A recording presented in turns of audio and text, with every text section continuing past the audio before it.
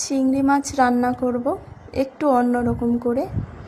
লবণ, হলুদ, পেঁয়াজ বাটা, লঙ্কা বাটা আর সর্ষের তেল দিয়ে আমি মেখে রেখেছি চিংড়ি মাছ। আর এটাতে আমি মশলাগুলো রেখেছি জিরে গুঁড়ো, ধনে গুঁড়ো, লঙ্কার গুঁড়ো, সামান্য একটু জল দিয়ে। কড়াইয়ের মধ্যে আলু ভেজেছিলাম, সেই তেল কড়া রয়েছে। কড়াই গরম করে আমি সেই কড়াতেই দিয়ে দিলাম। তেল দিয়েই মেখে রেখেছিলাম আমি চিংড়ি মাছগুলো। খুব সহজভাবে রান্না, কোনো কিছু ঝামেলা নেই।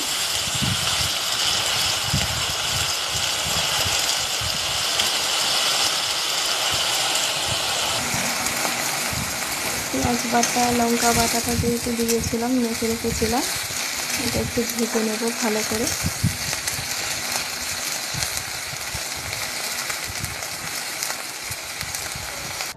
একটু ভাজা ভাজা করে নেব মশলাটার সাথে। গুলে রাখা মশলাটা একটু ভালো করে কষিয়ে নেব। কোনো ঝামেলাই নেই এই রান্না।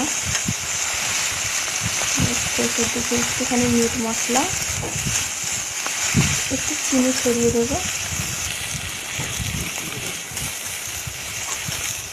নামানোর আগে 2-3টে কাঁচা লঙ্কা দিয়ে নামিয়ে নেব।